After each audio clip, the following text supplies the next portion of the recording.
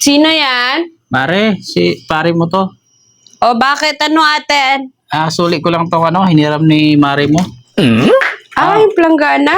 Nag-abala ka pa. Di ko pa naman kailangan eh. Siyempre, Mare, ayoko naman kasing hiram na nahiram si Mare mo ng gamit tapos hindi ko susuli. Oh, sige, sige. Ay, pare, kain ka. Daming pizza, oh. Nag-grade kasi ako eh. Ay, sakto, Mare. Matagal na akong hindi nakain ng pizza. Sarap nito, Mare, Dami, Ano meron, Mare? Birthday mo? Hindi, wala lang. Mag-crave lang ako. Kaya Sarap. bumili ako. Di ko maubos yung dami.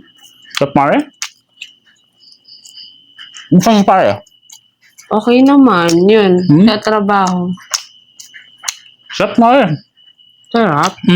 Talaga? Gutom na ko, Mare. As in, sarap. Si Mare mo kasi, hindi nagluto sa bahay. Parang chismis ka sa kapitbahay namin. Kaya, gutom ako. Sakto, Mare. Niyayam ako. Sarap ng pizza. As in, masarap. Sarap. Sobrang sarap. Mm-mm. Lang, kain ka lang. Ubusin mo kung kaya mo. Mare, iya ba? Di ba kung take out to? Kasi si Mare mo kasi baka nagutom na rin si Mare mo. Kakachismis. Siyempre, para ipasalubong ko sa kanya. Sige, pare. Sa'yo na yan. Salamat, Mare,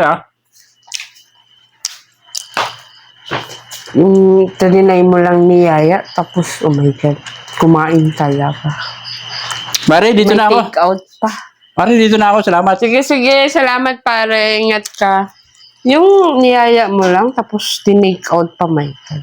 Nakakaloka.